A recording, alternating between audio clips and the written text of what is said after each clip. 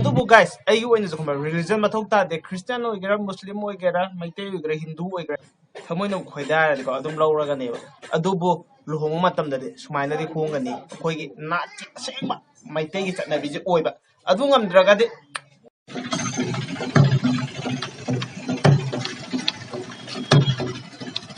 ngasigi vlog sina 2019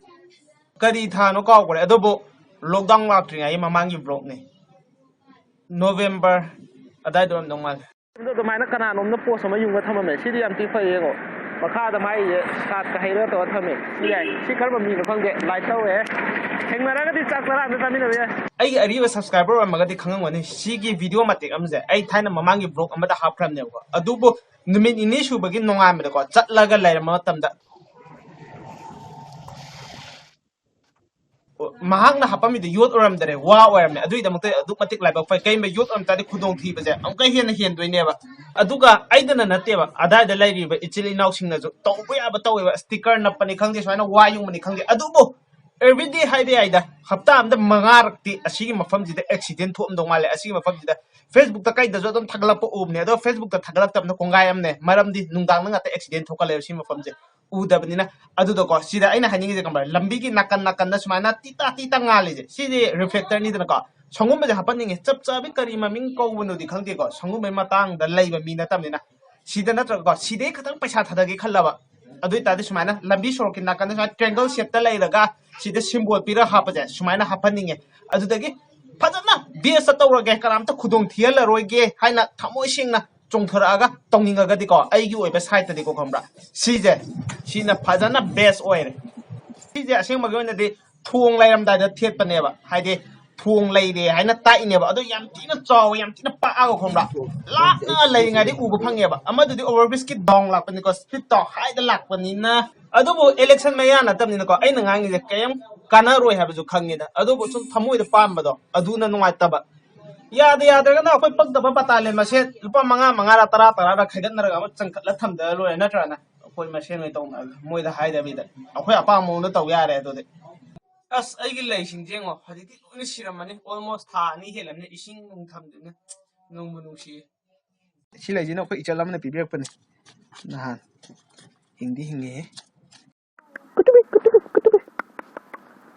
sim di fadare he madula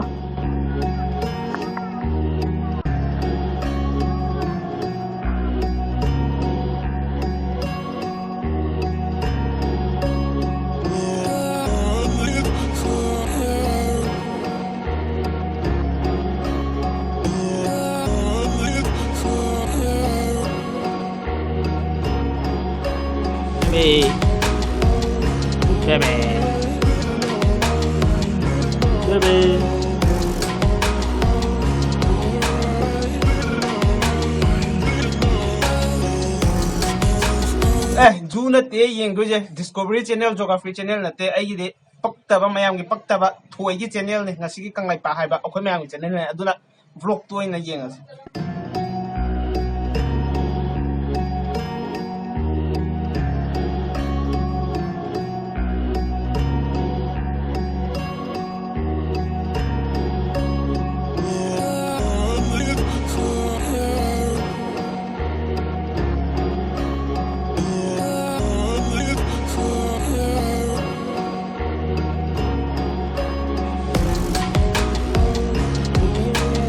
yengo lockdown laitring ai gi mamangi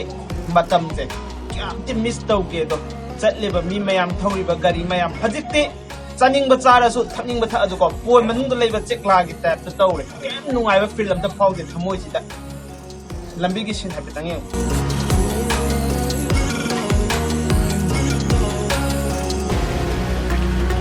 ising ka bulai ba amata ga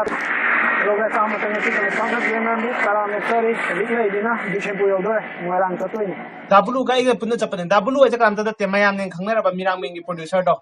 maming aseng mana robot da robot ko bane ai ga riba subscriber de khangam mani da ma intro to draso total processing o kyam ti phajai ge mo si de car manung ge nam mani na udre da ne me ba mahaki nakan gi khagat pa dina am to udre si lo adu mayam do uning da aina helicopter do phone to ro ko bane adu helicopter di la do mo yam do matu na thadu thamam ba sung wa khal ji nungai tra ba adu na aina yare da noi chakro adu na na chamam ga thamam mo ko phadana pa to ga dora ma tu da top floor da haraga moi thadu kra ga yam ga dum makha da mahaki 800 to sabne adu guys 800 ne na usita ba de tong ko si gari je is gari atang ba BMW ga lai gair ga ko mayum da dum khilla tham ba su thong da be kangan khalla ga kang chi khini da adu di gari gi punsi ji da di ko makoi da adu matik marai ba thi da ba punsi ni gari ya na thukcha je makoi de lambi ji da thogai ge lambi apha ba phatta ba nung ta ba nung sa sa da thogai ge sin ba tu no koi ja ge ham ne ko adu bu si gi iyam ba ge alto ji di kambra sorry 800 natte alto adubu sigi iyambagi alto di kambra manipur yauda mafam leitre padana marai ba fara ba gari ya mo oina pokchara pa ko padana mahiya la gari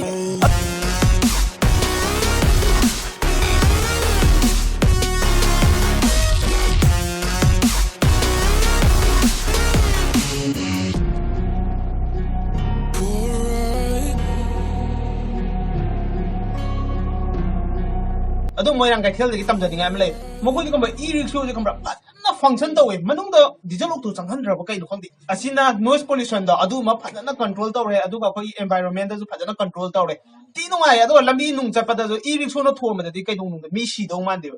hai di tap na thobani na sumaina city manung da mi chi manung da sana e rickshaw nga ta thoba ja si je yam tina light to ektom ai gi thamoi da nungai ja ba do mayam da explain to ni ko hai pa sa bi na te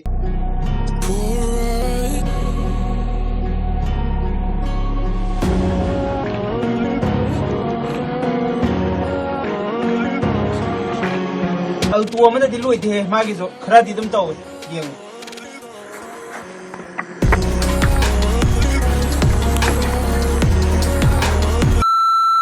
sigi makhagi senji di namak tare namba yada bo oiba haidi pakhang ga tani na chatmina re da aduna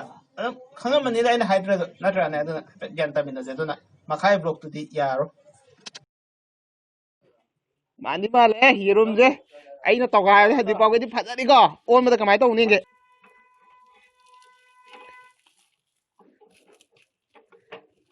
मतलब own भी याद रहे